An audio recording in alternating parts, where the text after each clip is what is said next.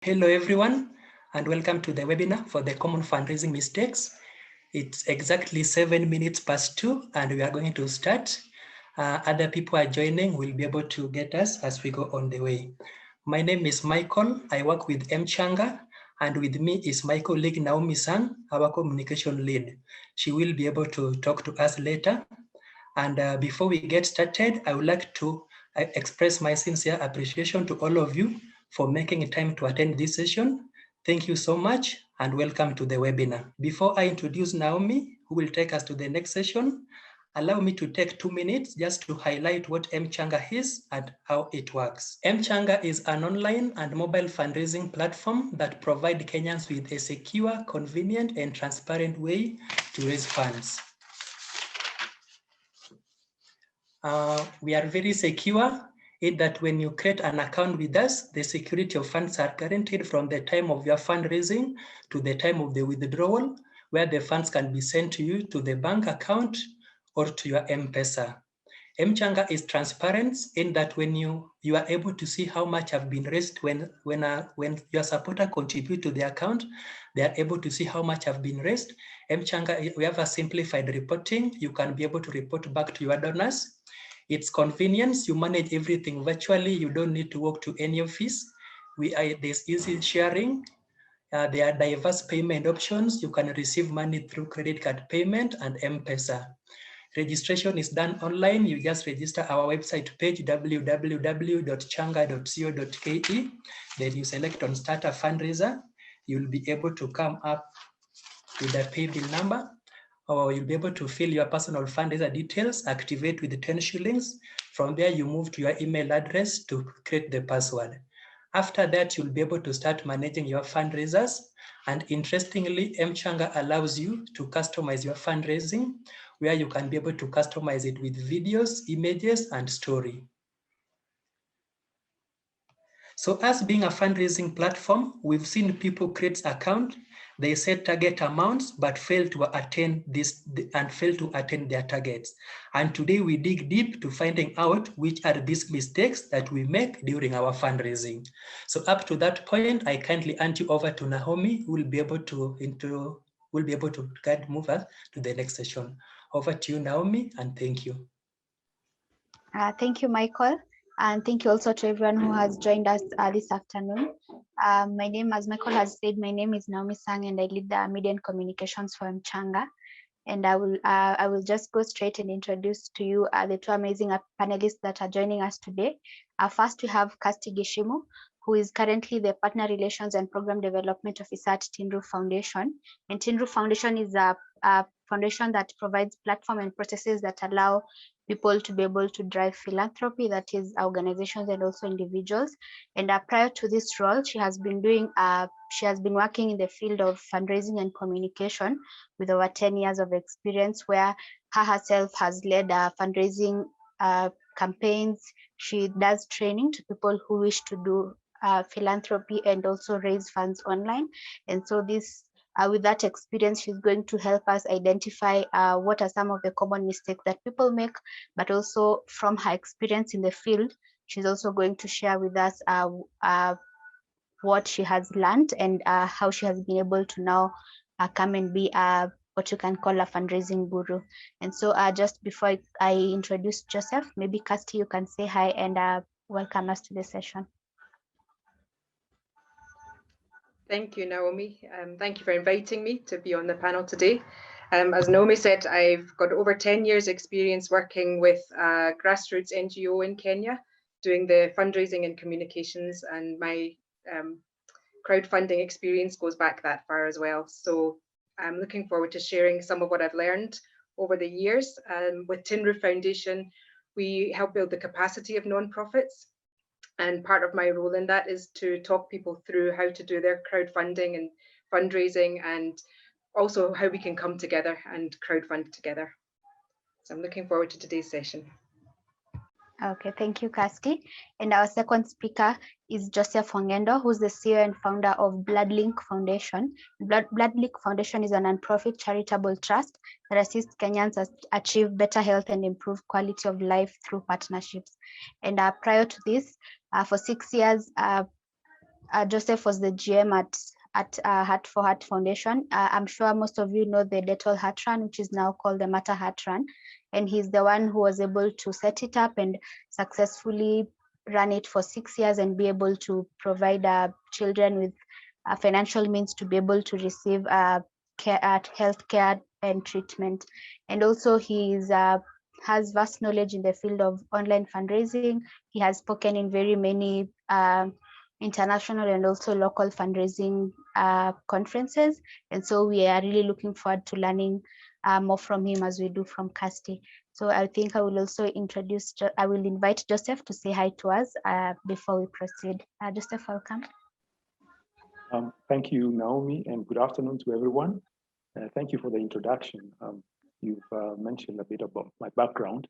I work in the health sector, but more than that, I'm a fundraising consultant. I build capacity of institutions in terms of coming up with strategies and also developing management structures for nonprofits. So I've been doing a bit of consultancy on this, but I also speak in fundraising forums, and I've been able to do this locally and globally in Europe, in the US. I'm a hands-on fundraiser, so I'm not just an academic when it comes to fundraising. I've been part of fundraising events for the longest time, maybe over 20 years. And I believe the knowledge that I have is something that I'd want to share with the participants today. Thank you.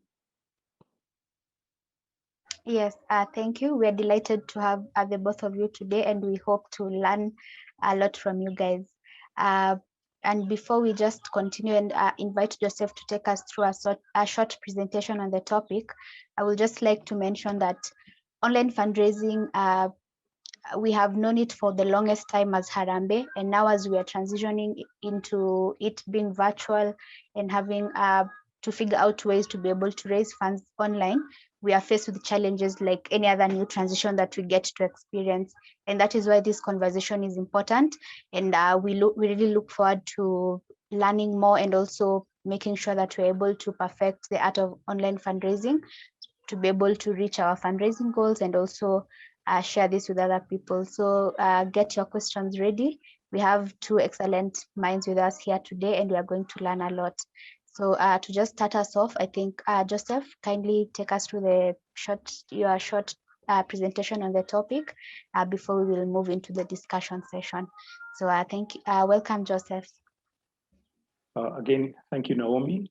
I think before we get to the specific topic today, which is common fundraising mistakes, and in the context of online fundraising, I just wanted to highlight the fact that in my experience, I have seen that generally the mistakes that we make in fundraising is not understanding the business of philanthropy and consequently the business of fundraising. And so when you don't understand that concept, it becomes very easy for you to make mistakes when you're trying to fundraise. Traditionally, of course, we have used means like proposal writing, but the same mistakes that we make when we are doing the traditional fundraising, proposal writing, are the same mistakes that are reflected in online fundraising. And that's the need for me to explain what and how philanthropy works. Philanthropy is about making social impact. It's about addressing needs within a community or society.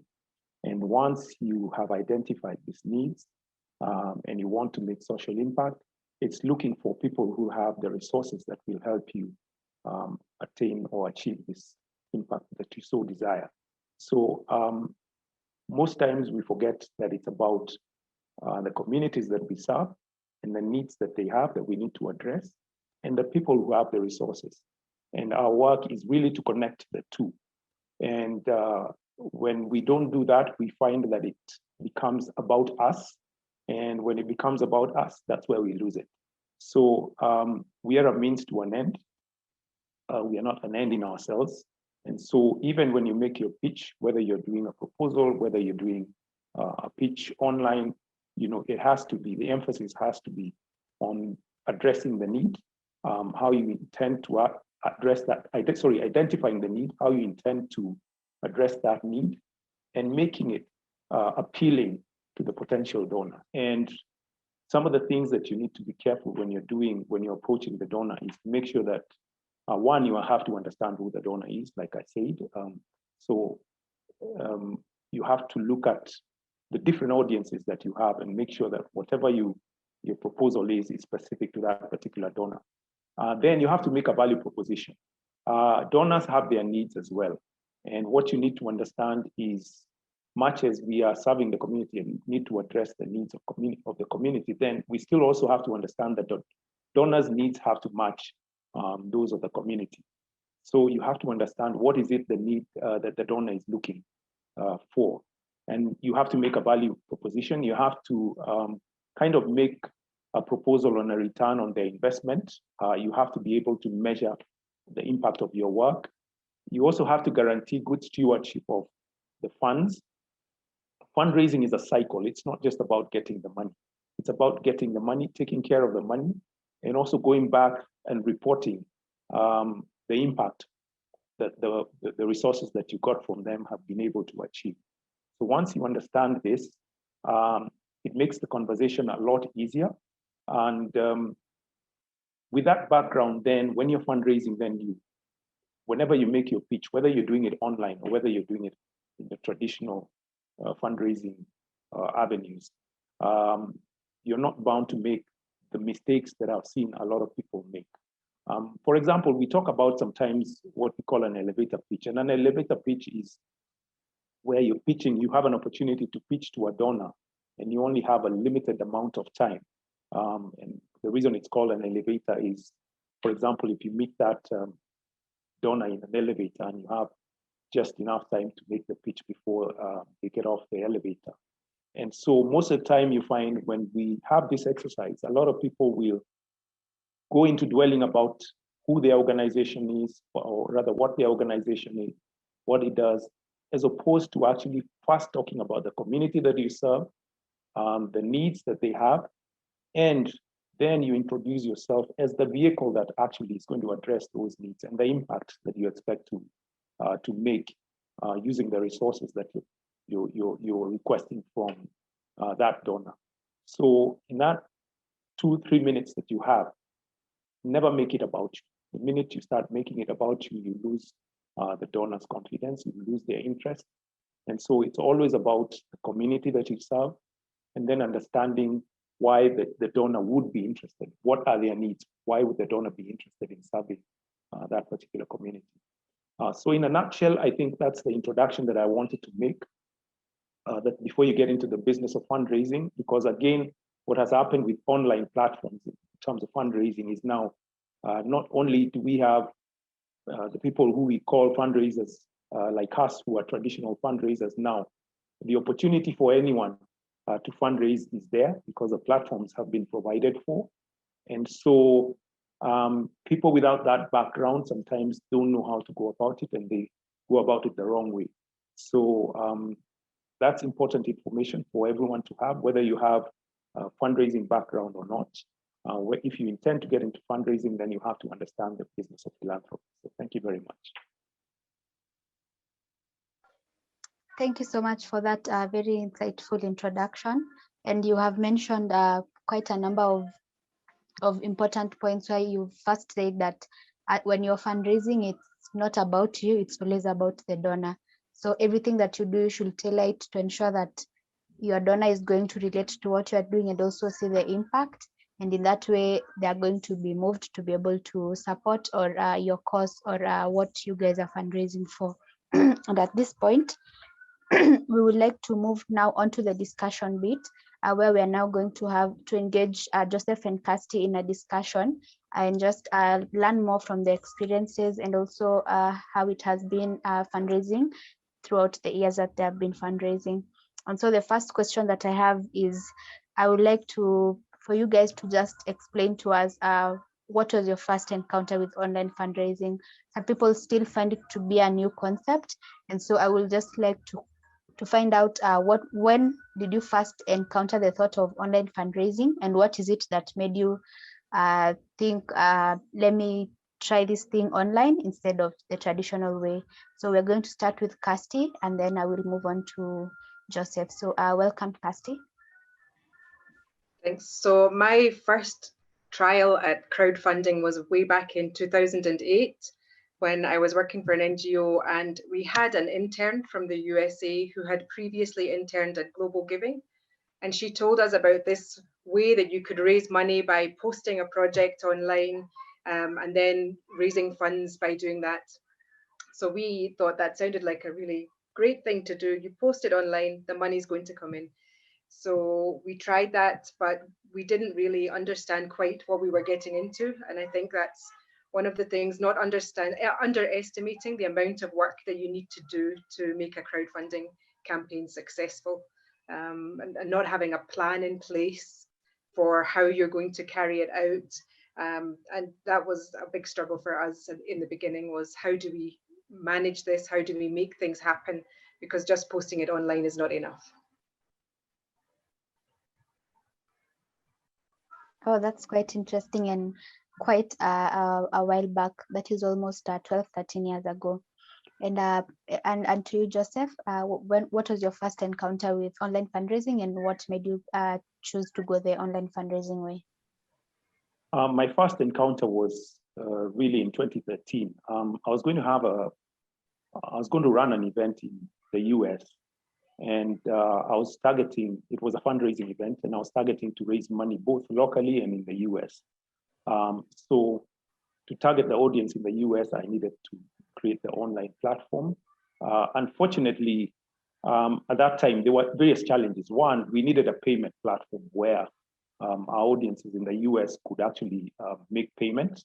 And two, we needed to communicate the costs. Unfortunately, again, there were no platforms at that time, but our bank did offer us a platform which would be linked to our website, really what you call a donate button. We are a Kenyan organization, so really to get a registration for a donation button, then you need to have partnered with an institution either in the US or in Europe that already had that facility, a third party, so to speak.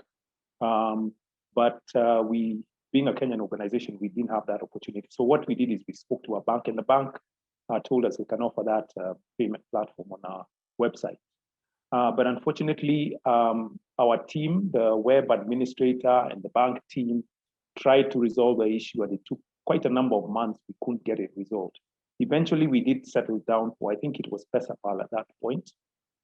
And then M-Pesa, I think PesaPal provided an M-Pesa platform as well. So we did have that facility. Locally, obviously, the M-Pesa was going to work, and we were hoping that the audiences in the US would be able to chip in using their cards, either debit or credit cards. But what we didn't have as well at that time was the social media outlet. So we never had Twitter. Facebook was there, but we were not active on Facebook. The Instagrams were not there. We had no knowledge about them, so we didn't actually communicate. Our campaign did not communicate with that audience out there. And fortunately, locally, we were able to engage local media, especially the print and radio stations. And so that local campaign took traction. We actually were able to reach our target because of the local media presence. We got a couple of big institutional donors who became aware about the campaign. And so, for example, we were able to attract a huge donation from Rockefeller Foundation through their local office. But also individuals were able to donate, small amounts to M-Pesa. My experience then was, because we almost got maybe $500 from the online platform. And that is because there was no way our campaign, our campaign was not running to the audience in the US. And so they were not aware about that campaign. So a lot has changed now. We have now the online platforms that we talk about, but also the ability to to donate using, for example, M-Changa through the global giving platform, which has an M-Changa, which I think is a brilliant, because again, I've interacted with organizations within the region, especially Uganda. And we were trying to figure how, because they have a bit of M-Pesa in Uganda, but unfortunately, they don't have the benefits that we have in Kenya. So for example, if you're targeting mobile money in Uganda, you don't have the benefits that M-Changa give you here. Because if you have a global giving campaign in Kenya, you're able to use the M-Changa platform. But if you're in Uganda, you're not able to use. So it's the first for Kenya that global giving can give you the opportunity to donate from your mobile money. So there's a lot that has changed since my 2013 experience, but there were learnings, and obviously I'd want to share some of the learnings that I had now between then and now. That's quite interesting, and we realize that you're mentioning that most of the problem at that time were in terms of structure and systems, where as much as people were willing to give, there was no way to give, or as much as you were willing to set up the fundraiser, the platform for setting up was a challenge. And just to add a side note on what you have mentioned about global giving, we have actually started, M-Changa is now, you can register a fundraiser in Uganda on global giving and be able to donate using the M-Changa pay bill, because we have now integrated mobile money in Uganda. And hopefully within a month or two, we are also going to roll out in Uganda, and people in Uganda will be able to register fundraisers on the platform. And we'll move to the next question. And I think both of you have mentioned an important point about planning. And I think many of us have also ran a fundraiser, and I really underestimated the importance of planning for it and doing so much of the planning before I actually launch the fundraiser and start sharing it with people. And so I will just like for you to talk more about this planning bit. And what I would like you guys to help us understand better is how best should one plan, and what are some of the important things that we're supposed to handle in the planning processes. Yeah, I think we can start with Kirsty and then move on to Joseph. Kirsty, welcome. Thanks. So there are a few things that I would recommend considering when you're doing your planning. One of the most important things is who is in your network. We call it network mapping, but really looking at who is in your network. And that doesn't just count for the one person who's setting up the project, but if you're working with an organization, within the whole organization, from staff members, board members, everybody that's involved, looking at who they have connected to them and how they can help the campaign. I mentioned earlier that originally we thought that crowdfunding is posting a project and all these strangers are going to come and put money on there and help your project because they like what they see. But in reality, it starts with your own community and the people around you. Those are the first people that are going to support you. So you need to figure out how you're going to engage them and who you want to engage.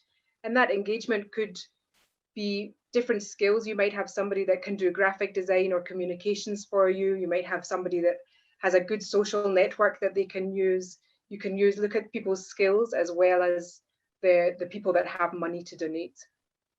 Another thing to consider is this thing, social media. Joseph mentioned that we're lucky now that we have social media, but I think that one of the things that people don't always plan well is how they're going to use it to the best of their advantage. People often, the first posts that you start to see from people, you can see them ramping up their communications when they're about to make an appeal. And they start to, maybe the teasers, the asks, letting people know that a fundraiser is coming up. But if I come onto your social media and I see that as being the first things that you've talked about for the last 6 months, I can't find where you're having impact and what you're doing, what your organization is doing. So one of the planning things I would suggest is looking at your website and all your social media platforms.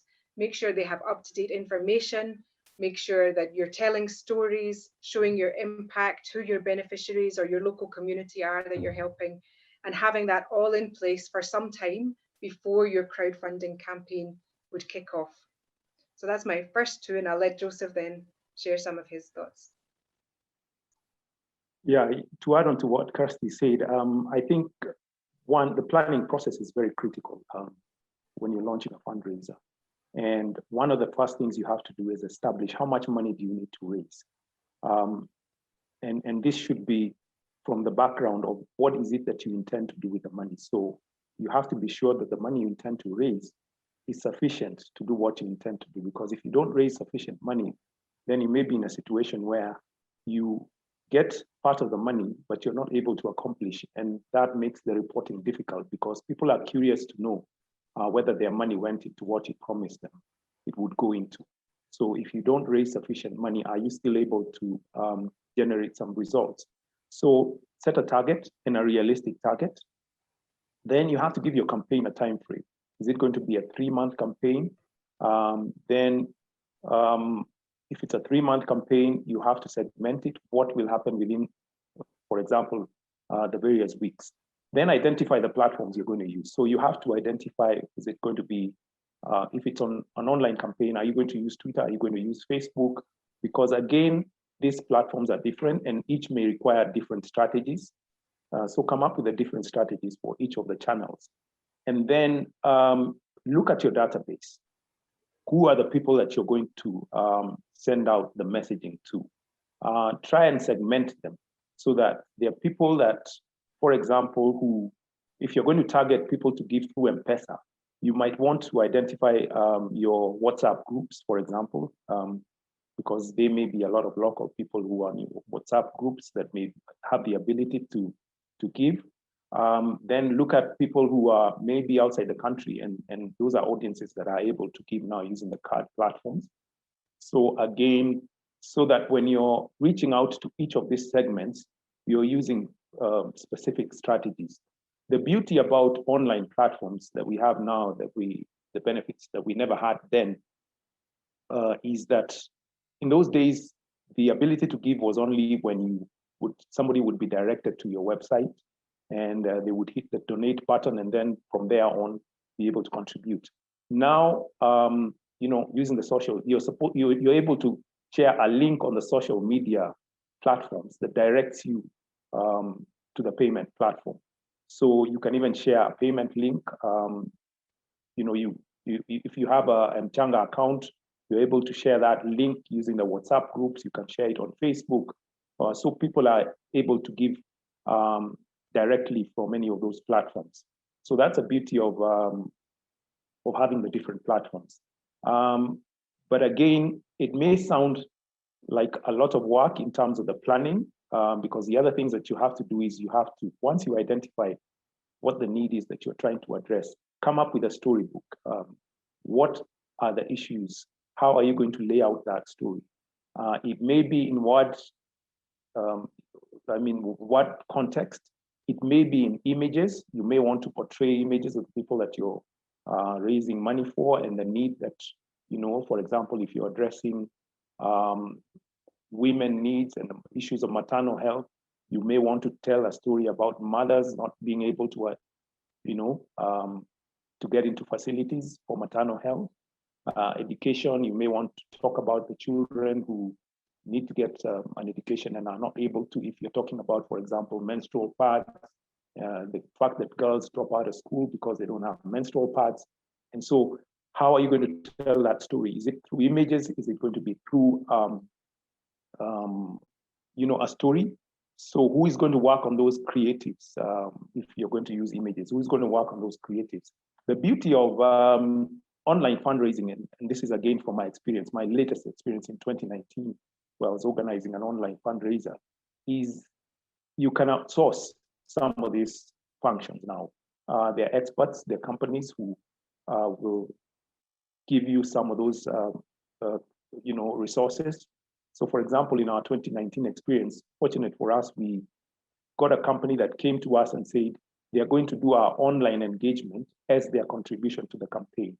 So right from the creatives, from the storytelling, from the platform, giving platform, to advertisements on the various social media outlets like Facebook, they were able to do that for us. And what I realized is sometimes we struggle with the capacity internally.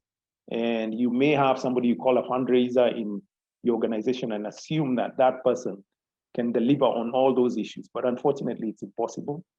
So if you're running a 3-month campaign, for example, the good thing about these companies, they are able to give you proof of what I'd call proof or a guarantee to a return on the investment. So for example, they'll tell you it will cost you so much, $500 for us to run the campaign, but we can guarantee you we're going to get you $3,000 in return. So you get that confidence of knowing that you're investing in something that's going to make a return. So it's a different way of engaging that I also learned. But these are some of the things that you have to go through in a planning process for your campaign to be successful. Okay, those are very insightful. And it is very clear that if you're not going to plan, the process will be very difficult. And before we move on to the next question, I would like to ask Michael if we have any questions on the Q&A, or if you have any question, kindly raise your hand and we will allow you to speak and ask the question. Michael?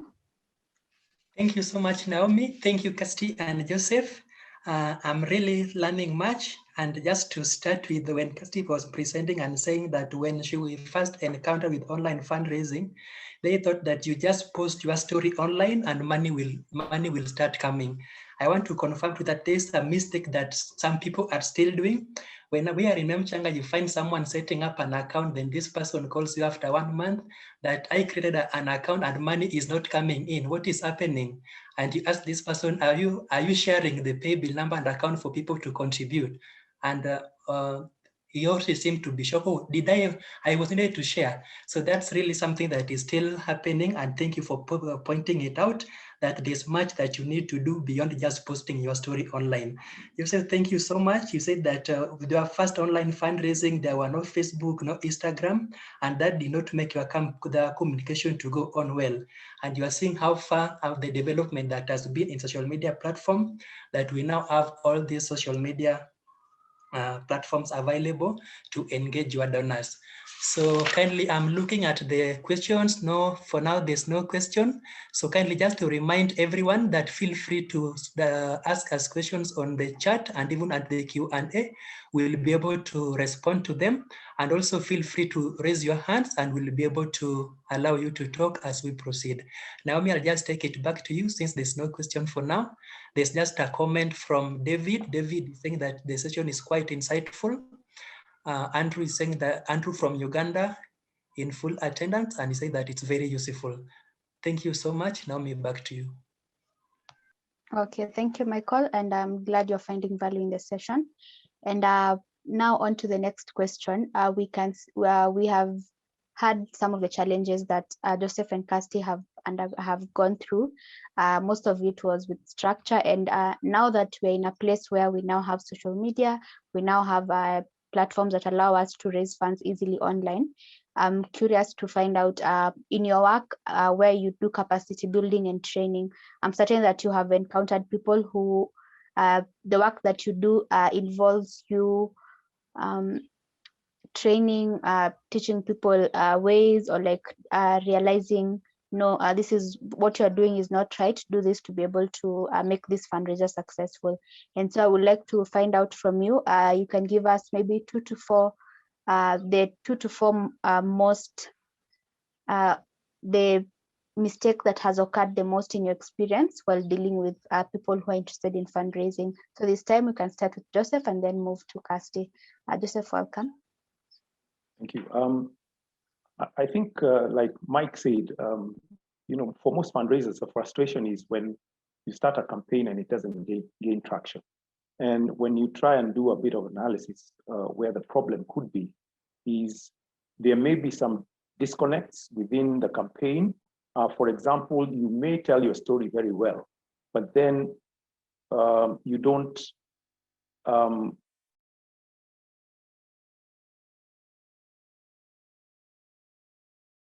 like, for example, say that for $2, if you contribute $2 will go into buying a meal, or it's going to do, so that somebody feels their contribution is going to make impact. When you don't make that connection, then it becomes difficult. But also trying to break down the contribution, and which is the beauty about having platforms like M-Changa and M-Pesa is that you can break down the amount to the smallest units. You know, somebody can contribute 50 shillings or 100 shillings. And if you're able to broadcast your appeal to a wide mass audience, then that can add up to a lot of, if you're targeting the bottom of the pyramid, that can add up to a lot of money. So your ability to make sure that people who are contributing that 50 shilling or 100 shilling actually see that their contribution is going to be valid.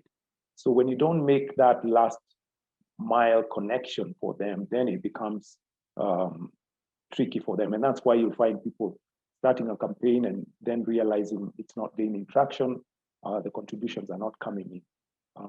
Yeah, Kirsty, maybe you have other ideas? Thanks. I think one of the big things for me is when people think that crowdfunding is all about online, and that's where it all happens. What we've discovered is that you need to do some of the work offline as well. In 2019, we partnered with 5 of our non-profit partners to help promote Giving Tuesday. And we did a Mount Kenya climb to raise funds. And what we did was anybody who came to our office, we told them about what we were going to be doing. Every meeting that we went out to, we spoke about it. My neighbors, if they saw me out training and walking, I would explain why I was doing it. Finding ways to have conversations. We had posters up outside on our office windows so that anybody walking past could read about it. But you have to do a lot of work offline to make sure that people are going to spread. These days, our social media feeds are so full. If you're only posting online, you're relying on somebody catching what you've posted. And typically we only post maybe once or twice a day, or on Facebook, maybe once a day, several times on Twitter, but things get lost. So we really need to make sure we're talking offline and making sure that you're appealing to individuals as well. If I put out an appeal saying I need to fundraise this amount of money, people can read saying, oh, they're fundraising for that amount of money, but they don't realize it's them that we're asking. So we need to go into inboxes, direct messages, find different ways, WhatsApps to our own groups that we are in, to directly ask people for money so that they know that we're expecting them to put something in. Another thing is about being creative, just finding different ways to raise the money, different ways to tell the stories, making our appeal stand out from everybody else's. And that's where, going back to maybe within our network, we have somebody that has a creative brain or a different way of looking at things that we can engage to help us tell our stories.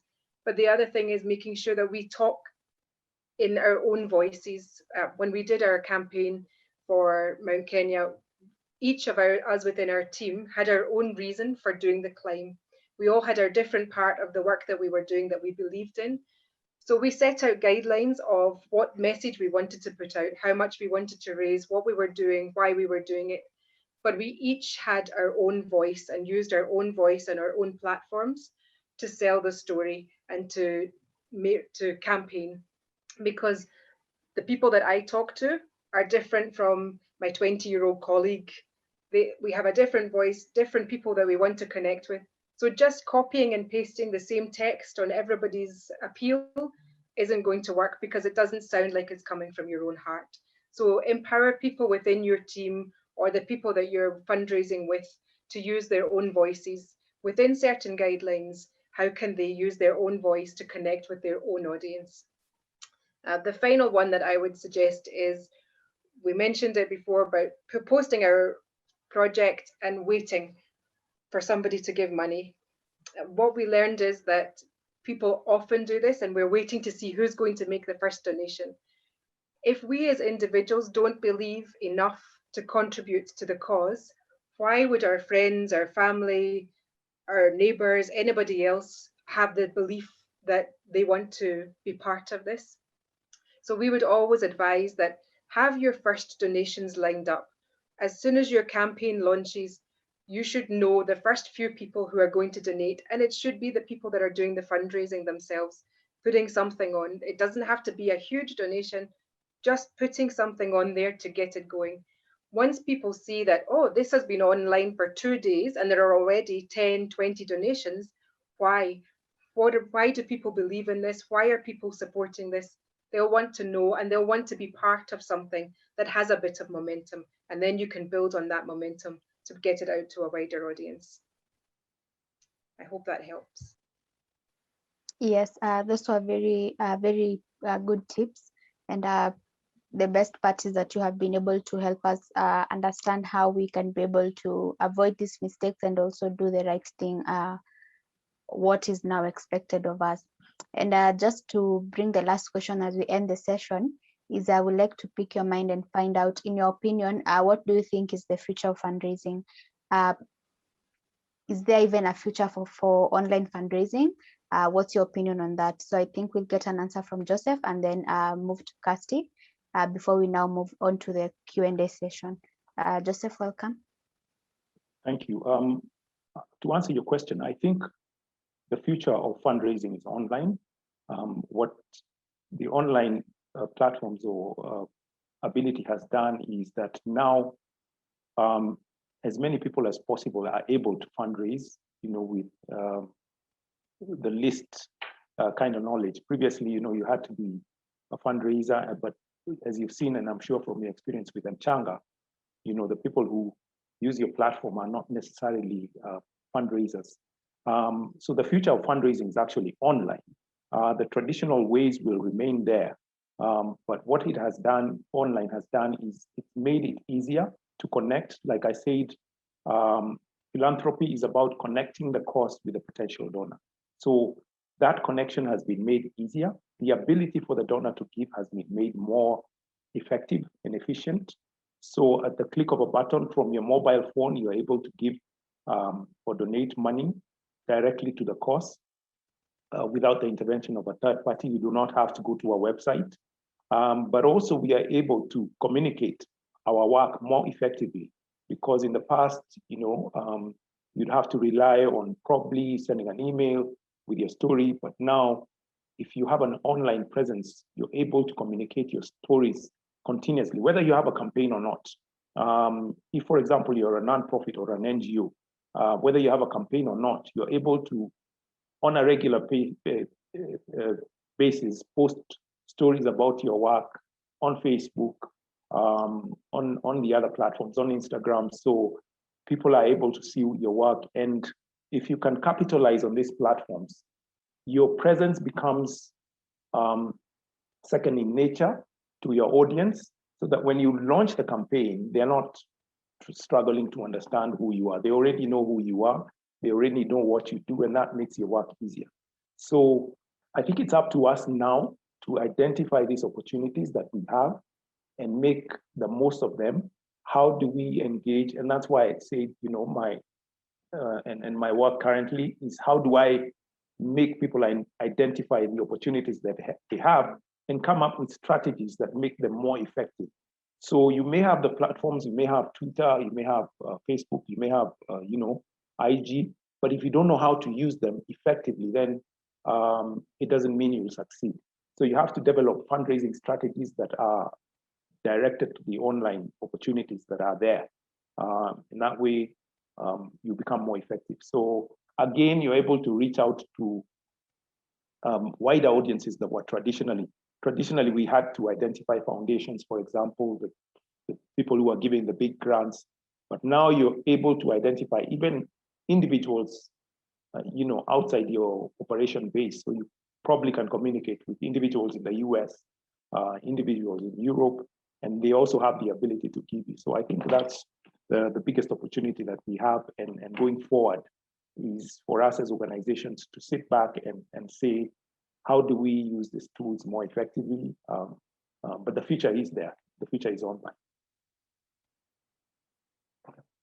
Okay, that's quite interesting to hear that the future is actually online, and also to encouraging to find out that now online fundraising is giving people a better opportunity to connect to their donors. And we believe that that is the purpose of online fundraising, and we are glad that it is doing its rightful work. And over to you, Kirsty. What's your view on the future of fundraising?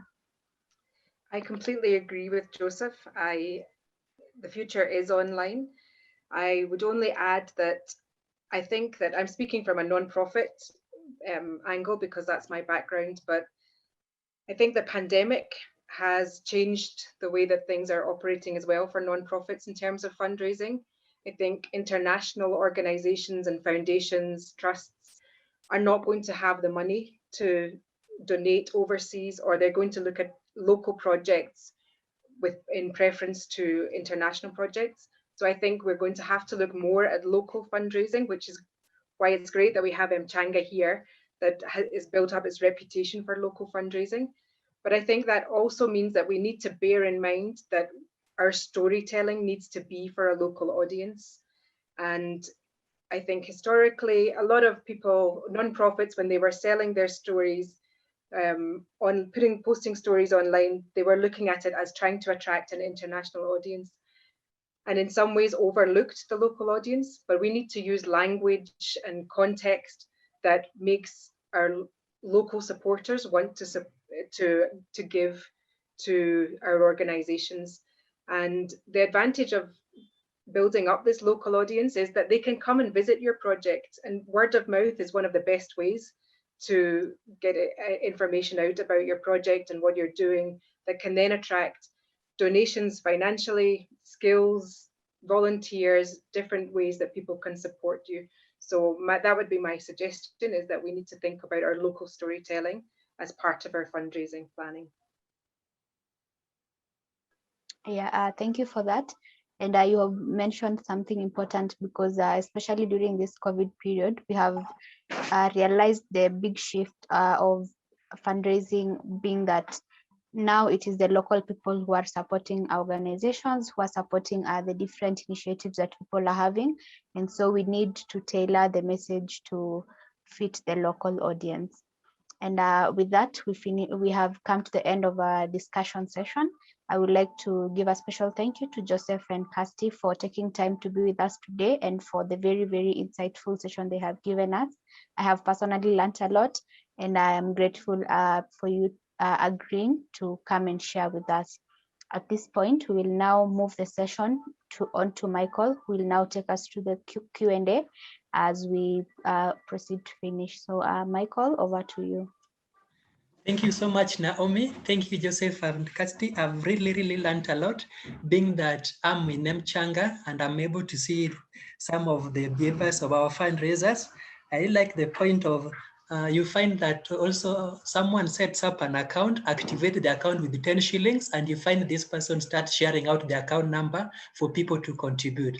So as our speaker just said, that at least start inward, let the people who are close to you start making contributions into the account before you go out to contribute. At least when you are sharing an account with me and I check how much is in your account and I see some at least donations into your account, I'll be able to see that you've made some, at least you've made some effort in your fundraising, and that will even encourage me to contribute to your account. Unlike when you are sharing your account to me and you've not done any effort in your account.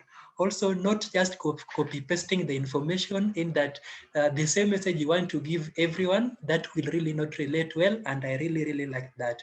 So to our chat, there's Nyambura. Nyambura, thank you. Nyambura is asking that fantastic information. Thank you. Could panelists share the website of the organizations they represent? That goes to our panelists. You are being asked if you can kindly share the website of the organizations that you represent. Also, Sibel is saying that this is a fantastic webinar. Thank you. If local fundraising will become more important than international organizations, we will prioritize of fundraisers, the kind of problems they identify and seek to solve change. Let me just read it again. This is fantastic webinar, thank you. If local fundraising will become more important than international organization, will the priorities of fundraisers, the kind of problems they identify and seek to solve, change? So the question is coming on that part, that if local fundraising will become more important than international organizations, will the priorities of fundraisers, the kind of problems that they identify and seek to solve, change? So I'll start with Kirsty. If you've had that question, kindly you can attend. Kirsty, over to you. I think the organization should always be looking at what are the needs of the community first. Those shouldn't change based on who is giving the money. It's the needs of the community that are the most important. So I'm not sure how the source of donations would change the kind of problems that are being solved. To me, the community needs are the community needs, and whoever we're raising the funds from, that's what we should be addressing. Joseph, I don't know if you have any thoughts on that one. Yeah, I agree with you entirely. Your mission should define your work, and you should not shift your mission just to appeal to certain donors. Actually, we call that mission drift, where you find an organization suddenly was dealing with health issues, but because they had this money in climate change, they decide to go into climate change work. You should define your mission as an organization, which is based on your vision, and then stick to it. What you need to do is, because we are saying now you should target more local organizations, is develop strategies that would be targeted at the local audience now, but addressing the same issues. So you should not change on your issue. It's your strategies in terms of targeting different audiences that should change. Thank you so much, Joseph. And Joseph, also, if you can kindly just share the website for the organization that you work with, that will be very grateful, since there's someone who requested for that. Also, in our second question from Nyambura, she's asking, how can we expand our fundraising network? I have the absolute most basic starter tips in mind. Are they there? Joseph, kindly go first, then Kirsty will follow. I think expanding your networks is about expanding your storytelling. So how do you make sure that there are more people hearing your stories? With the communities that you serve, the stories of the communities that you serve, you should come up with strategies of telling those stories so that more people are able to connect with the issues. And fundraising is about storytelling, by the way. It's about telling the stories of those communities, and then people feel a connection and want to do something about it. So your ability to tell the stories and to expand the avenues, and that's why we say social media or online is the future, because now you have the ability, either through visuals or through text, you have the ability to tell your stories to a wider audience using the platforms that we've talked about. So how do you engage using? And that's why I said you need to come up with strategies. How do you make sure that your stories go viral? We've seen, campaigns, these are for individuals, but we've seen campaigns for example, people who've needed to raise money for health issues. We have a few local examples where, something has gone viral, and in 2-3 days, you're able to raise 3-4 million. Because that ability for the story to go viral now has been created by those online platforms. So how do you make sure your story gets viral? How do you craft it in a way that it's appealing to a lot of people, and people now can want to give it to the resources? Yeah. Thank you. Kirsty, if you can add something.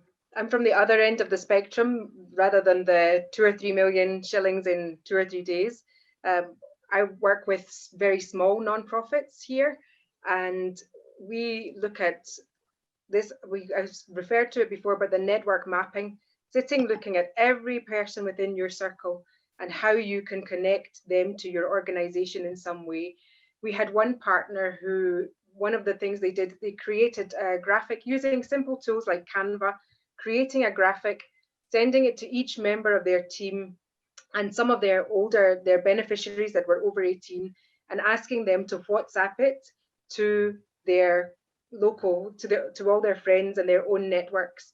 And that builds the reputation of the organization. The word about the organization started to spread throughout the community. People were being asked to contribute maybe 50 shillings, but by asking a lot of people to ask 50 shillings, they managed to raise quite a significant amount of money for their organization within a month or so.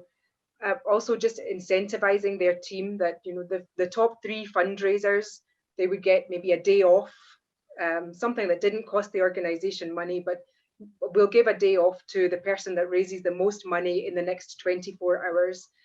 That's another way of doing it, but just trying to find ways that getting your own network, building your own network, but also looking for events and places that you can go to talk about what you're doing, and getting to know other organizations out there as well. Our Mount Kenya climb, we raised 1 million shillings between the 6 organizations, and not one of our organizations would have been able to do that on our own, but by coming together, we had a bigger voice. So finding a common cause where you can partner with somebody else can also help to build your network. And hosting events, inviting people into your organization. I know in COVID times, that's not always easy, but we have one organization that runs an art gallery, and they did an online exhibition of their art. So there are ways around it where you can invite people in to learn what they're doing. Thank you so much for that, and that is very insightful. And just to add to the point, I really like what Joseph have said, that fundraising is telling story. Few minutes ago, we said that the future is online fundraising, and being online, you may not be able to meet everyone that you'll ask to contribute for your fundraising. So if you don't have a story to your fundraising, someone will just come across your story in a social media, and there's no someone will come across your account in social media, and if there's no story to explain why you're fundraising or to explain how you intend to use the money, this person may not be able to contribute to your account. And you may be asking yourself that, now in my account, how do I have a story to my fundraiser? I kindly invite you to register your fundraising course in M-Changa, and you'll be able to have a feature where you can be able to write a story so that you can complement your fundraising. Also, there is another question. We are having 4 minutes remaining. Nyambura is saying that please mention how to give return on investment. This is donation. So how? Joseph, kindly go first. Now, when we talk about return on investment in fundraising, we are talking about, because the return in investment that you're talking about is the investment that you're promising the person who's giving you the financial resource. So we are talking about social impact. So for a financial resource, I will give you back a social impact. And that should be within your language or within your story. So that, for example, you're saying, for an investment of 10,000 shillings, I'll be able to educate 3 girls. And at the end of the period, whether it's 3 months or a year, it's a campaign for a year, should be able to go back to that investor or funder, for lack of a better word.